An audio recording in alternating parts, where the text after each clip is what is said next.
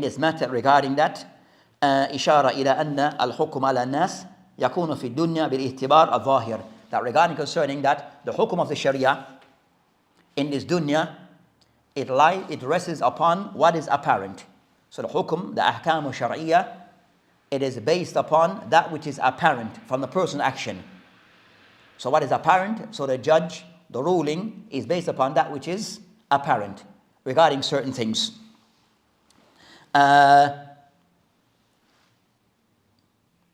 So the hukum is based upon that which is apparent. That which is apparent.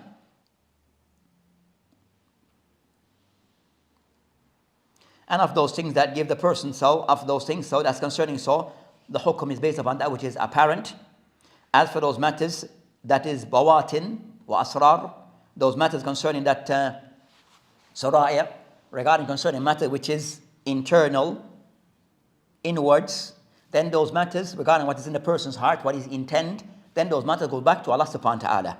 Those matters that they go back to Allah subhanahu wa ta'ala. So regarding concerning hukum, that a person can somewhat be very mindful or careful regarding passing judgment regarding those things which is regarding concerning what he believes the person have in his heart. But rather, the judgment is more based upon that which is the apparent action. The apparent action, and one have to be very careful regarding placing judgment regarding what they suppose the person may have intent. So regarding concerning those things of the internal, those matters go back to Allah subhanahu wa ta'ala. And for the person not to overly indulge or delve into those areas regarding claiming to have knowledge of concerning what the person may have intent in his heart.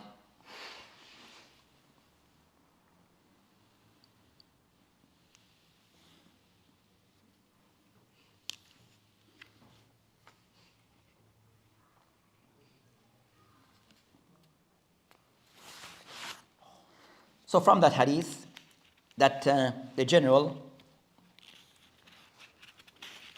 matters of those hadith, that regarding concerning the hadith, it shows the importance of la ilaha illallah, and that of those things that distinguish concerning the Muslim from others. Also, it shows the importance of salah with zakat, and you'll find that in many texts that both zakat and salat, they're normally mentioned together. They're normally mentioned together. So you find the ulama regarding that the person will leave away concerning zakat or salat as a discussion between the ulama regarding a person who leave away salat and zakat, is he considered to be a Muslim? So the person who does reject salah and zakat, then that's clear. But the case concerning the ulama is regarding the person who may not perform zakat, perform salat, or offer the zakat out of takasul, out of being lazy. So in that matter, a discussion between the ulama regarding of the ulama who are all concerning that the person a kafir, the person left the fold of Islam, and of the ulama who all the person is still considered to be a Muslim lakin asi. Murtakib al-kabira, the person is carrying out a major sin, but not to the extent of leaving the fold of Islam, according to some of the ulama. Then he mentions that's concerning of those. Then he mentioned Rawahu Bukhari and Muslim. So we have mentioned regarding concerning hadith in the Bukhari and Muslim. This hadith would be a class of the hadith which is muttafaqun alayh. You consider to be of those hadith which is muttafaqun alayh, based upon the hadith is collected by Bukhari and Muslim, going back to Ibn Umar.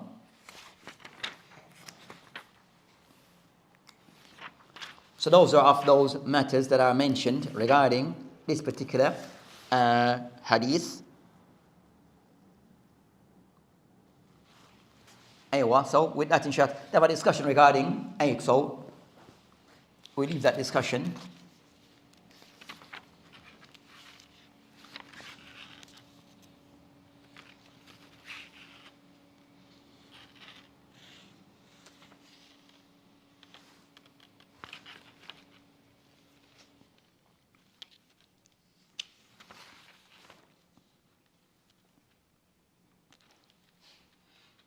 So as we mentioned before that this hadith, that some of the ulama also have used this hadith regarding matter which is ittiqadiyya. So the matter regarding al-ittiqad, where some of the ulama have used concerning this hadith regarding that this hadith is of those things that prove regarding, as the ulama discussed concerning that al-iman. So what is intended, the meaning of iman, and with Ahlul Sunnah, that iman, qawl, wa amal, wa ittiqad. So iman, it consists of those three components. Qawl,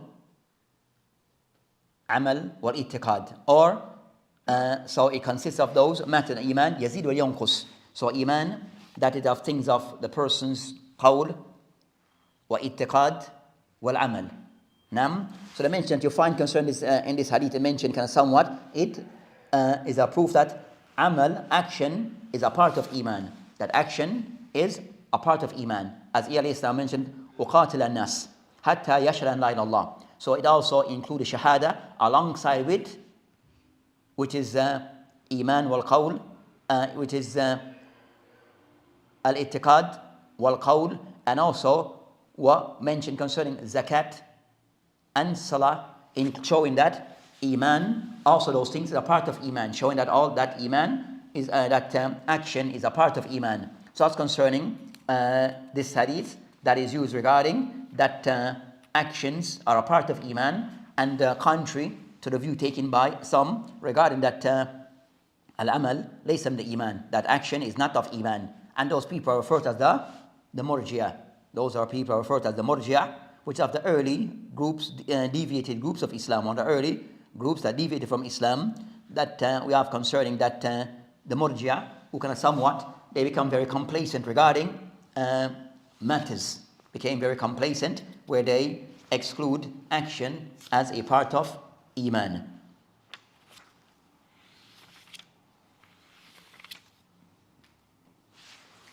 Then also the hadith also, regarding that, as we mentioned, the story behind the hadith, or of the story that hadith, this hadith also linked with the hadith with the story regarding Abu Bakr Siddiq, that he was willing to go against those people who declined to pay zakat, but he was willing to fight them. Now, even initially, Omar ibn Khattab was not in line with that view, but eventually that the companions all agree with the view of Abu Bakr Siddiq after he had the munakisha, or established his evidence regarding why he has taken such position. So also it showed that the Muslim can, is not to say Abu Bakr was not to use hadith as something to say the Muslim being very shadid upon nas, being very harsh upon the people. So hadith is not to say that the Muslim, there are times that the person was not to do a certain act, then there's certain action that can be taken against them.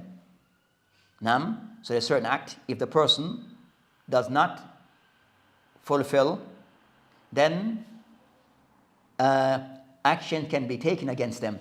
But if the Sharia would outline those things, to the extent where a person's life can be taken, but it's the Sharia that would outline those things, not based upon persons' individual whims.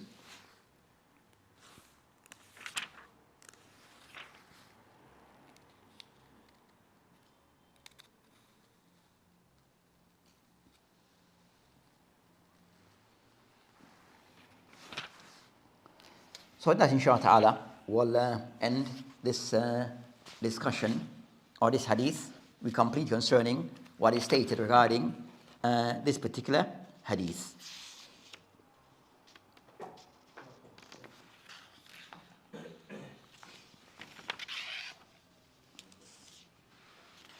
So next week, inshallah ta'ala, we'll continue. We'll go to the hadith that comes after. Aywa. This hadith states that to fight the people. What would be the equivalent today to put somebody in prison? What would be the equivalent? Like of today, fighting? Like, how would somebody today, a head of state, go by implementing this hadith? As it is, literally.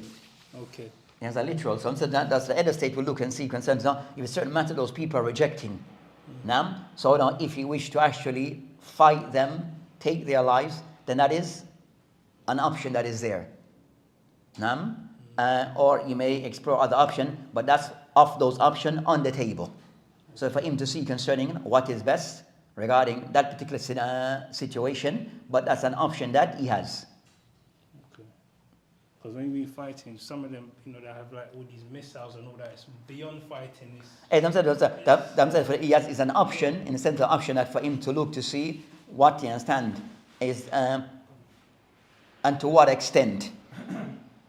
Now, if it's concerned Muslims who are not carrying out certain things of Islam, so to what extent?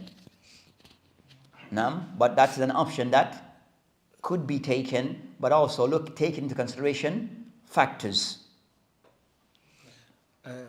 Just in terms of my question is just basically about the practicality of how to manage a society paying their zakah.